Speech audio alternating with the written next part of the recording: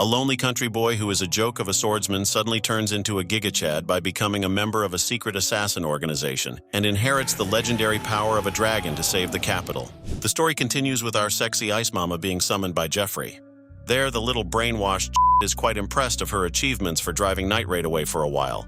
He proposes another candidate for rizzing up the Queen of Ice. However, she emphasizes her love for Tatsumi and refuses the Emperor to look elsewhere.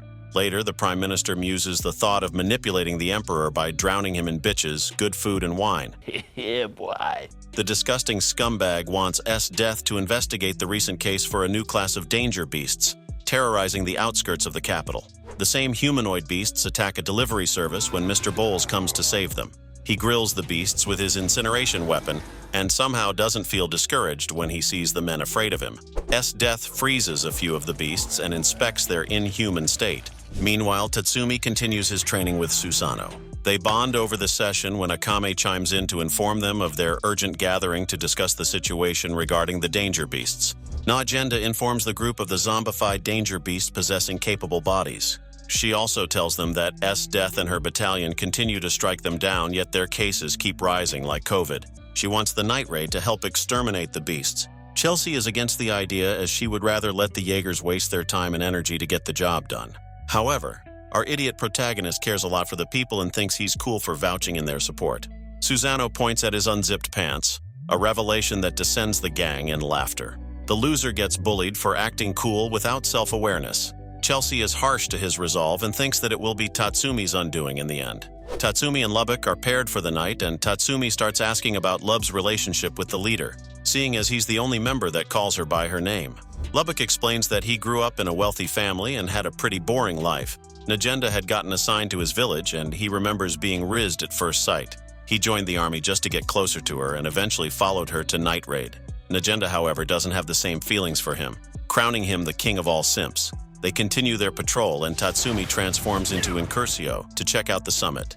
He checks the area for danger beasts, and out of nowhere, Death of all people lands on the same mountaintop. She thought she'd spotted a danger beast, but is completely flustered to find Tatsumi, who is obviously terrified of the psychotic Ice Queen. Some tough-looking danger beasts appear out of nowhere, and Tatsumi thinks of using this opportunity to get away. Death, however, is visibly annoyed by the beasts ruining their moment and destroys them with one slash. Tatsumi realizes he's f***ed. Death demands an explanation while Tatsumi excuses himself by saying he is training to become a part of the rebel army. She notices someone hiding in the shadows and calls him out. The spy reveals himself and activates his special Imperial arm. The weapon casts them away, stranding Death with Tatsumi on what appears to be an uninhabited island. Tatsumi asks Death to hit him. She thinks he's into some kinky shit and likes it. He explains that he wants to check if they're in an illusion. She kisses him instead, leaving him confused. She then creates a giant icicle structure to scout the area. Suddenly, a giant enemy appears resembling Dr. Stylish's final form and attacks them. Death starts showing off and uses her abilities to make quick work of the giant. She launches a giant ice spear to finish the enemy off, but it manages to dodge it at the last second. Tatsumi uses the spear as a bridge and finishes off the giant himself, impressing Death. A second giant appears, and Death summons a fucking meteor of ice to defeat it. Tatsumi realizes that she's on a whole nother level. He and his apparent lover explore the island even further until it goes dark. She suggests developing some plot while they're alone, but our Chad refuses. They continue their exploration and eventually find the teleportation portal, which is closed. She explains that if they wait around long enough, the portal will reopen. After squeezing his head between her plots, she inquires about Tatsumi's past and also explains her background. The Ice Queen grew up in a small northern tribe of hunters that was constantly battling against high-ranked danger beasts to survive. She is a natural-born killer and had never hesitated to kill a target. Her father had always taught her that the strong survive and the weak don't. One day she came back from a solo hunting session, only to find her village burnt down and everyone on the verge of death. Her father was barely alive and imparted his wisdom to her with his final words.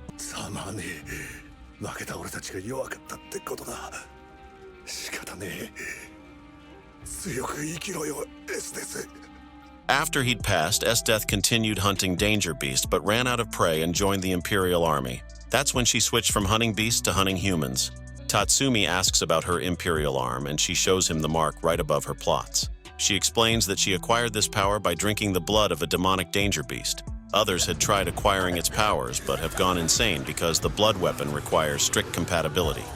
Death dominated the voices in her head and is perfectly in control of the arm. Tatsumi loses his shit and realizes how naive he was for actually thinking he could persuade the cold-hearted killer. Meanwhile, it is revealed that the man in charge of the danger beasts is actually the son of the Prime Minister. After developing some plot with a random hoe, he reopens the portal and knocks her down after she insults his disgusting father. On the island, Death sheds light on their second way to escape. She finds a danger beast capable of flight and decides to hunt it for their purpose. That's when the portal reopens and Tatsumi skedaddles ahead of Death. She trails him and wonders where he disappeared. While Tatsumi is cautiously hiding his presence using his invisibility cloak, she is certain that they will eventually meet again. Having been unable to persuade her, he now understands that the next time they meet they will be enemies. After assassinating an evil merchant, Chelsea brings success to her mission for Night Raid and continues to bully Mine. Tatsumi also faces heat after his private experience with Death. Meanwhile, Seryu mercilessly kills people without their association to the Night Raid. Wave is shaken by the bitch's murderous resolve and finds himself in a dilemma. He decides to continue doing his duty as a soldier. At the Night Raid HQ, Najenda informs the members of their plan to take out the Empire. She starts off by shedding light on a fast-growing religion known as the Path of Peace. The religious group will be rebelling against the capital soon, and she wants to take advantage of that event. Their headquarters are located east of the capital. The plan is to have the Revolutionary Army's allies in the west begin an invasion when the uprising in the east starts. While this is happening, the Revolutionary Army will stage a riot in the south, creating an attack from three sides. Najenda expects the capital to send their trump card, Commander-in-Chief Budo, to deal with the attacks. That will drain the palace of its defenses and grant the assassins a golden opportunity to take out the source of the evil. The Prime Minister. There are two issues that they're currently facing. The first is the assistant of the Path of Peace leader, who's actually a spy for the Empire with the sole purpose of preventing a rebellion against the Empire. Their mission is to take out this spy known as Bolik. Their second issue is the Jaegers. Najenda thinks they need to wreck the shit out of them with a planned ambush. Tatsumi doesn't want to fight Wave, knowing that he's a good guy. But he knows what he signed up for and is determined to get the job done. Meanwhile, Death receives word of Night Raid's movement and initiates her own plan. The battle between the two legions of opposite forces finally begins. Death and her group head towards the east, while Night Raid's followers are made alert by their forces. Najenda allows the Night Raid to be spotted and places a trap for Death. Death knows of the trap but doesn't give a single f**k. She sends Wave, Kurome, and Bowles to chase Akame, while she and the others go after Najenda. Wave and his group head off to their destination. He thinks they can beat the Night Raid if they work together. They are dragged to a halt because of a scarecrow blocking their way. The cheeky sniper mine scopes them out and prefers to take out Kurome. She fires a shot at her, but Kurome manages to dodge it with her impressive reaction speed. The scarecrow is revealed to be Susano, who sends Wave flying with a powerful strike. The Jaegers realize the trap set by the Night Raid, and Najenda openly declares their plan to take down Kurome and Bowles. Kurome and Akame share a weird sister reunion where the two desire to murder each other. She channels the ability of her blade capable of bringing back the dead. Kurome's abilities evolve to the point she can resurrect a high-class danger beast. Najenda loses her shit realizing this was part of Death's insurance strategy in case they found themselves in a trap. Akame charges forth to fight her sister but is distracted by Kurome controlling their childhood friend to do her dirty bidding. Mr. Bowles fires a shot at the distracted Akame, but Tatsumi rescues her in time and advises Akame to maintain her cool. Mine tries to snipe Kurome from afar but is spotted and attacked by one of the puppets. A gunslinger approaches Mine and they start battling. Meanwhile, our sluggish protagonist can't seem to hit two of Kurome's puppets. Mr. Bowles is busy fighting Akame. She finds an opening and strikes, but the attack is blocked by another puppet of Kurome and he launches Akame backwards. Leone is tossed aside by a formidable general and whipped to a shitty end. Najenda chimes in to help Leone defeat the general, but Kurome uses this moment to cleave Leone's arm. She talks shit despite her size, while Chelsea prepares for their counter. Najenda directs Leone to help Akame while Najenda fends off the general. Meanwhile, Death realizes their situation after being lured into a trap as they face a group of thieves. Akame turns her FPS to 1000 and begins flash-stepping for an opening. She capitalizes on her opportunity, but unfortunately does not land a proper hit on Bowles. Her opponent praises the assassin's tremendous skill and questions her reason to side with the revolution. Akame tells him that her heart feels that this path is the right answer. Mr. Bowles respects her belief but thinks it should be incinerated along with the assassin. A nerfed Najenda is finally able to overpower her former comrade and starts getting mad when the decapitated puppet stands to fight her again. She hurls him over to the beam of the Supreme Class Danger Beast, vaporizing the body of the puppet. Sensing the urgency, she authorizes Susano to use his trump card at last. Tatsumi gets his ass beat by his opponents despite the Incursio armor. Chelsea transforms into one of the puppet's comrades and saves Tatsumi from an embarrassing outcome by taking out the tribesman with Tatsumi's help. The useless protagonist somehow becomes useful by beating up the ape at last. After mind guns down her opponent, she finds herself devoured by Kaiser Frog. Tatsumi makes it to Kuromi and Natala, who is actually 10 times the strength of his previous opponents. Najenda activates Susano's trump card, giving her Imperial Arm her life force to take on a godlike status. The newly evolved Gigachad Susano is now playing life on easy mode and annihilates the legendary Danger Beast.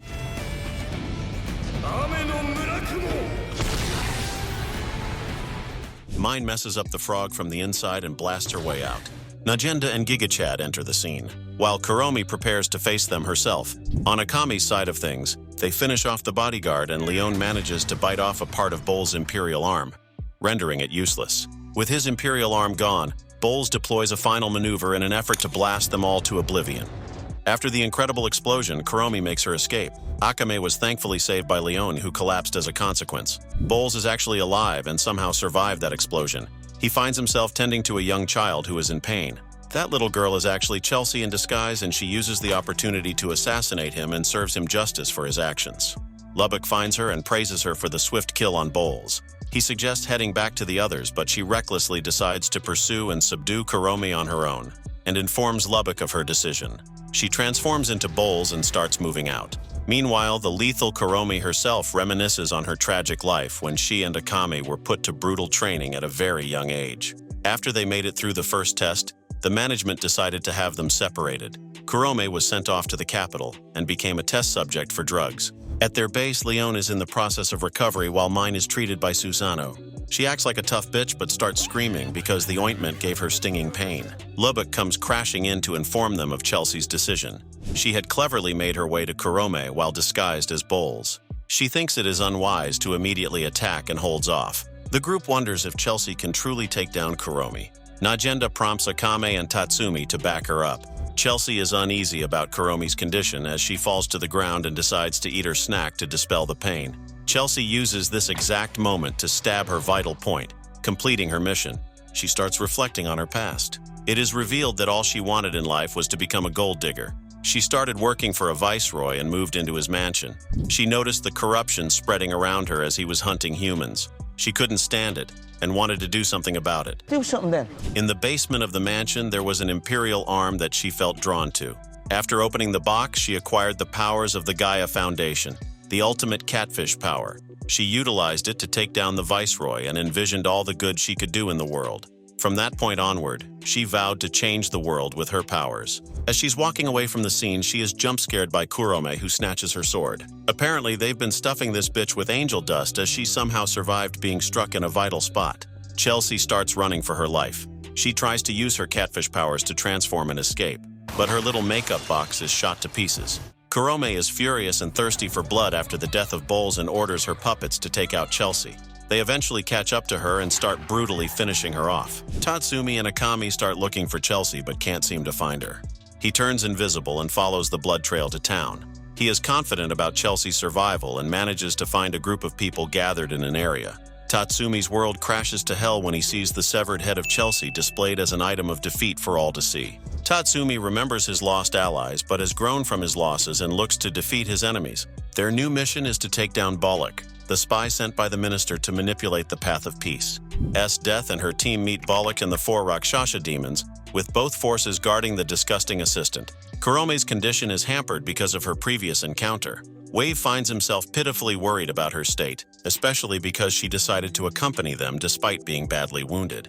Kuromi shuts herself in as her condition deteriorates. Wave knows this and tells her to quit the mission and rest up. Kuromi fears being killed if she is of no use. She doesn't want to die such a weak death and rather seeks to die in battle. Tatsumi and Mine make their way through the town and are actively scouting. Lubbock is fantasizing about Nagenda's plot and is ignorant of the fact that he's being tailed by 2 of the 4 demons. Meanwhile, Akame also faces Ibarra, who swiftly disposed of her subordinates.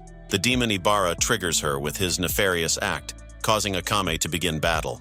Maneuvering his body in all sorts of weird ways, Akame steps back while Ibarra explains that the 4 demons inhabited the powers of a monstrous kraken, allowing them to manipulate their bodies. Lubbock is chased down and tackled by one of the demons and stops his pulse with his strings to fake his death. The demon actually takes this mad lad's bait and is about to leave when he encounters the ally Lub was supposed to meet up with and nearly sends her to the afterlife. Lubbock is forced to intervene and challenges the 2 demons to an open battle.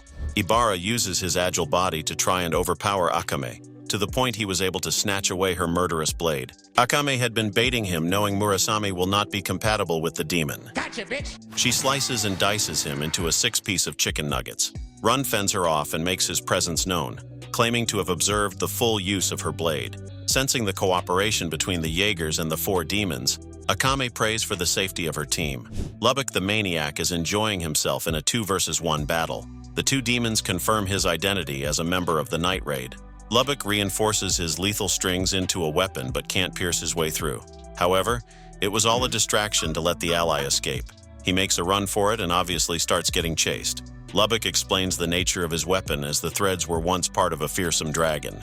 He sets up a string trap and the demon runs right into it. Unfortunately for Lub, he's been doing Mike Tyson's neck routine, as the strings can't penetrate his thick neck. Lubbock impales the demon with his spear and confirms the kill by crushing his heart from the inside out. The other demon catches up and is impressed that he managed to take down her ally. She questionably begins to sweat oily stuff. She throws it on Lubbock's strings, dulling them down thanks to their properties. She blitzes past Lubbock and punches him in the stomach to knock him away. Lubbock knows he's gonna die if he takes another hit like that and flirts with the demon girl as she is about to finish him off. But then he hits us with the surprise. It is instead him who finishes her off with 2 knives through a sneaky tactic. He delivers the killing blow and feels bad to have killed another baddie on a mission. Tatsumi and Mine take a break from scouting the city. They then start pointlessly arguing but are interrupted by none other than the Path of Peace leader himself. He tells them that they're perfect for each other and that they should be together, flabbergasting the 2 hotheads. Meanwhile, Bollock is shocked as an informant tells him of the casualties he suffered. S-Death is also informed of this by Run and is determined to take down Nagenda and the Night Raid. Night Raid holds another gathering to assassinate Bollock once and for all. When the mission starts, Suzuka along with Seryu are able to see through Tatsumi and Mine's disguise, who venture far from the town and return to their normal getup. Tatsumi and Mine are oblivious of each other's feelings and share a banter while Seryu spies on them from above. She realizes that Tatsumi has been influenced by Night Raid members, so the psychopath acts on her resolve once more to eliminate all evil. With no civilians around, Seryu brings out the full extent of her fire force. Mine is alerted by the smell of gunpowder, and boy are they surprised. Seryu launches a barrage of missiles, but Tatsumi makes his escape with Mine thanks to his armor. He finds himself battling against Suzuka and takes her away to another area, while Mine locks down Seryu as her only target. Seryu launches a freaking nuke at Mine, who easily shoots down the target to prove that size isn't everything. Seryu decides to engage Mine in close combat and declares that Mine will suffer the same fate as her friend. Mine points out the ugly truth of Seryu, who is no different from cruel and wicked people. Koro becomes a gag villain and takes on Mine, who rains hellfire thanks to Pumpkin's output being amplified whenever she is in a pinch. He enters Berserk state, allowing Seryu to launch numerous attacks. This crazy bitch takes a few bullets to be able to get up close and personal and starts beating the out of Mine, who cannot get up after the attacks. Meanwhile, Tatsumi tries to pressurize Suzuka and finds himself thrashed like the useless shit he is. Seryu and her doomsday pet dog prepare themselves to finish off Mine. The other Night Raid members have infiltrated Bollock's residence as Susano and Leone are overwhelming the injured Kurome. Leone jumps in to finish her off, but she is saved by her knight in shining armor. Bollock begs for S-Death's help, who stomps on this bitch and reminds him he should have listened to her instead of underestimating the Night Raid and losing his forces. She tells him to stay put in the room. Tatsumi decides to use a different approach for defeating his opponent. He lures her into ruins and decides to bring down the entire building along with her. The final demon dies to a large piece of rubble, crushing her. Mine feels defeated and remembers all of the pain and suffering that she faced in the past. With her added determination, she gets up and fires off a potent blast to finish off Godzilla and the false justice-driven psychopath.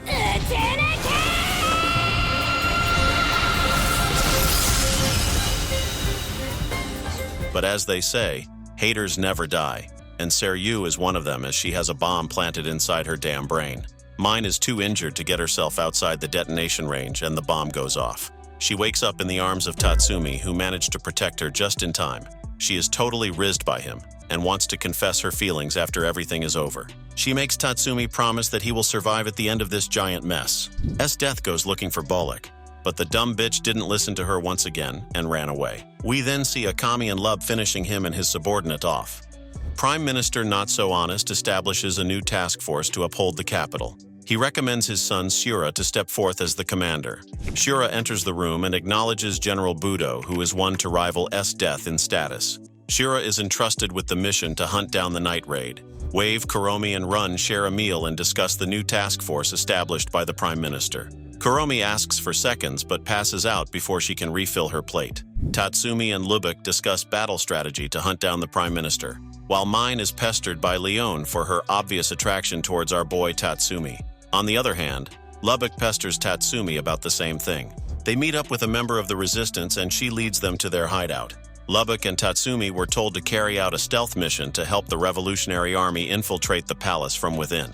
However, when they reach their destination, they find bodies and blood who begin exploding like mines. Shura welcomes them right into their trap and notes Tatsumi to be the one he sent to the island with Death. Like his father, he's also a disgusting scumbag who does anything as long as it is fun. Tatsumi is about to tear his ass a new one when the lightning god Budo descends to face our protagonist. He fends off Tatsumi with his thunderous strike, forcing him to enter Incursio to prevent another blow. Lubbock is tangled in a fight against Shura, who orders his goons to stand down while he takes care of the Night Raid member. Shura arrogantly fucks around with Lubbock while explaining that he marked every inch of the palace with his teleportation ability. Lubbock gets off the ground but is surprised when Shura appears in front of him and knocks him down. Tatsumi continues his fight against Budo, who respects the intention behind Tatsumi's strikes. The lightning god declares him a threat to the emperor and strikes Tatsumi with a boundless field of shockwaves. While Tatsumi is getting his ass destroyed, Lubbock is held in place by the woman who brought them here. She thinks cooperating with the empire will spare her parents. Shura walks forward and slashes the two-faced bitch while reminding everyone not to interrupt his play.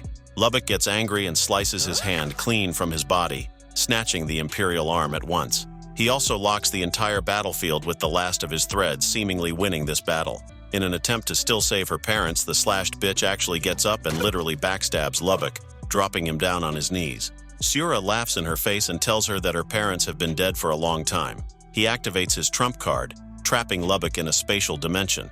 Unaware of the strings wrapped around his arm, his ass is also dragged in to suffer the same fate. Lubbock uses his spear to pierce the bastard's chest and uses his signature move by crushing his heart from the inside.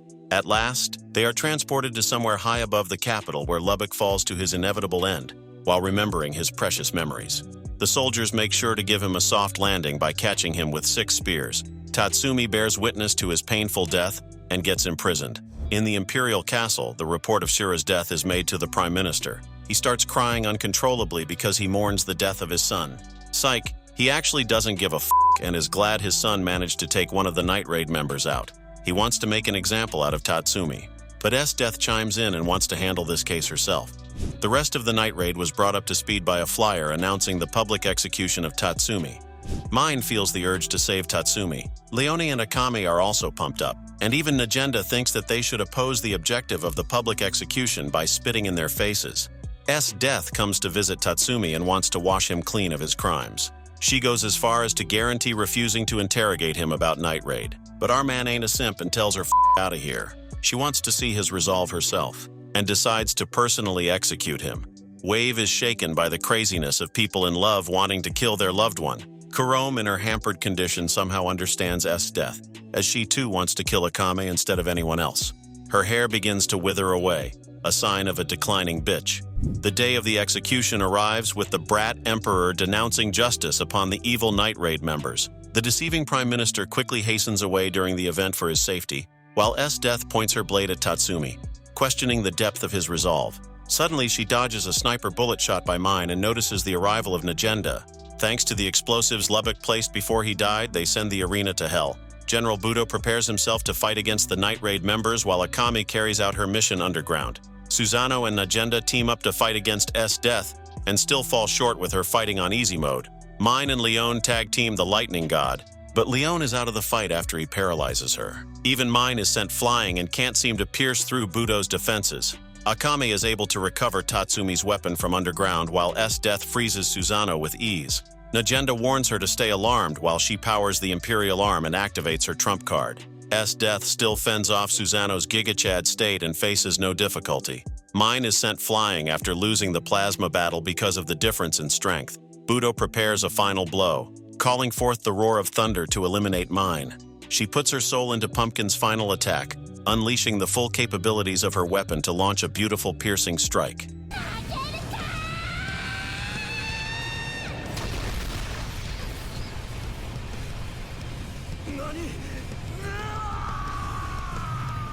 The pink-haired sniper wins this ferocious battle and collapses to the ground.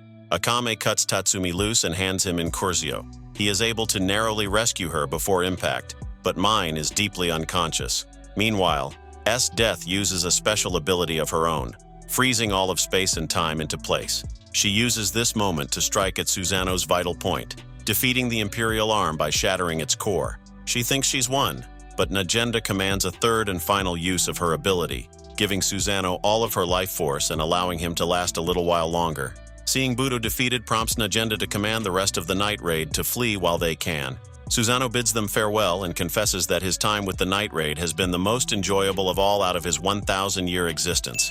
S-Death vows to remember his name as a noble warrior instead of an Imperial Arm and proceeds to off-screen him. Tatsumi hastily takes Mine back to their base, but she begs him to stop. Mine is in a precarious state and knows her time has come to an end. She confesses her honest feelings to the boy she loves most. By this point in the anime, you've probably realized that you shouldn't get attached to a character, because this bitch is also gonna die. They share a first and final kiss and she bids him farewell, passing away in his arms and leaving a devastated Tatsumi mourning for the loss.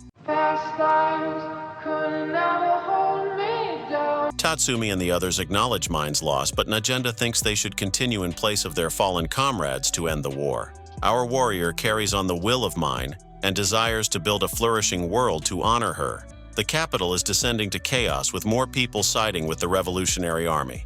Wave and Run acknowledge Kuromi's declining condition and know that she's living out her last few days. The Empire's state of chaos confuses the child emperor as he asks the minister for advice. He tells the boy that the Empire should send a firm message to the citizens and manipulates him into using his supreme Imperial Arm.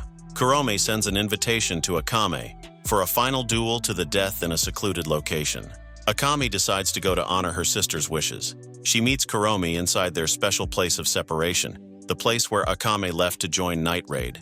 Kuromi remembers their past as the most formidable duo sharing many battles. She feels betrayed by Akame and wishes that she stayed in the Imperial Army. Their battle begins with Akame fighting her off and explaining her reasons for joining the Revolutionary Army. As they go back and forth, they seem to have awakened a danger beast from its slumber, who effortlessly destroys Kuromi's puppets. The beast is about to grab Kuromi, but Akame saves her sister, and they form a temporary alliance.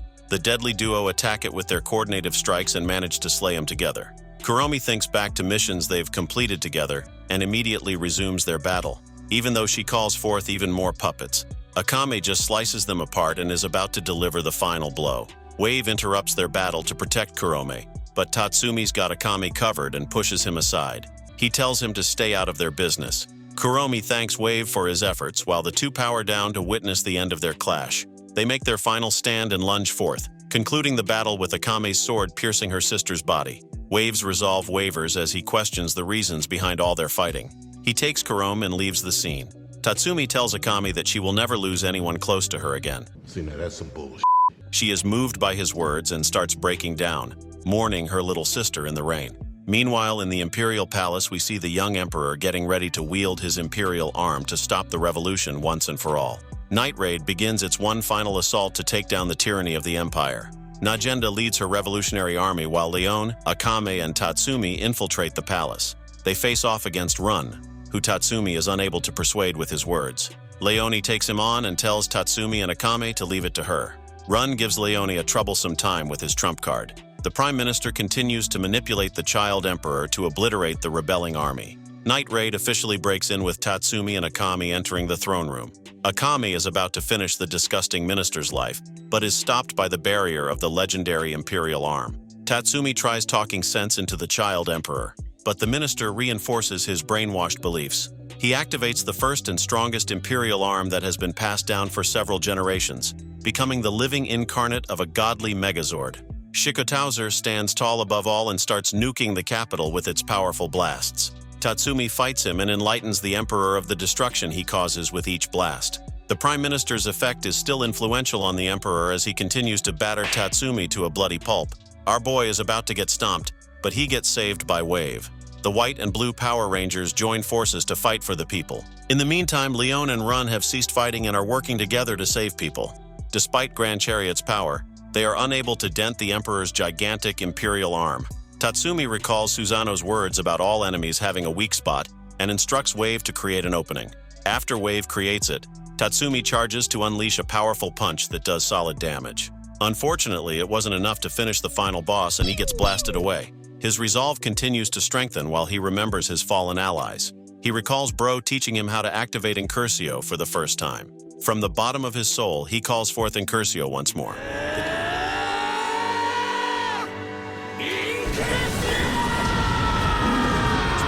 The demonic armor evolves and blesses Tatsumi with enhanced powers and solid drip. He charges at the Emperor, evading all the incoming attacks. He then burns away all his might to focus on the weak spot and destroys Shikotauser with his determined assault.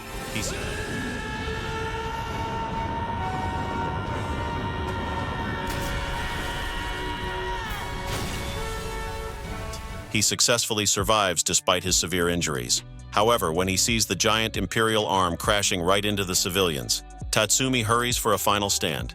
He burns away his life force to hold back the giant, honoring Spider-Man with his heroic attempt. Akame arrives to the scene, only to find Tatsumi reduced to a pool of blood, gushing out more in his near-death state. He apologizes for failing to keep the promise and embraces her a final time before passing away in her arms. S-Death also arrives to witness the death of her loved one. S-Death acknowledges Tatsumi as another trash weakling who died in battle, but she can't help but feel heartbroken.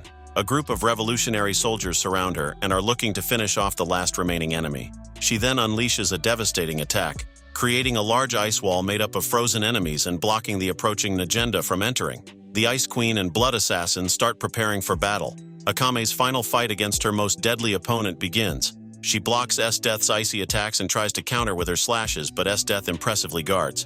Akame objects to S-Death's sadistic ways, but receives quite a harsh beating as a result of that. S-Death is about to finish off Akame, but the assassin becomes infuriated and forces her back. She surprises S-Death by slicing her own body with her poisonous blade. She drops down to the floor and starts emitting a dark aura.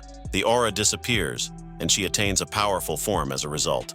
With her buffed state, Akame is more powerful than ever and leads in her charge against S-Death with a barrage of attacks. She is able to pin her down and manages to cut her arm.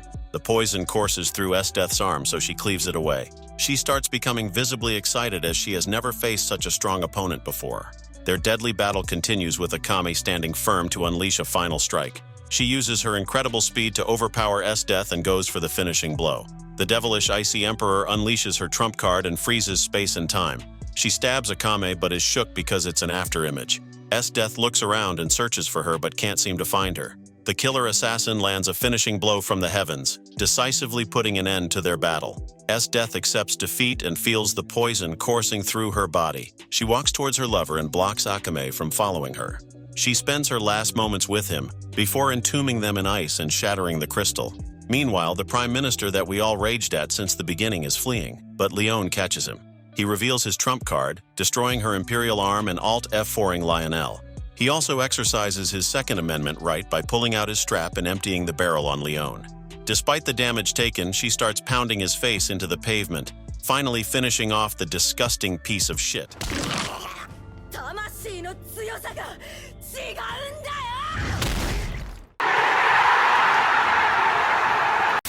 Leone meets up with Akame and bids farewell to her as Night Raid is no longer a group.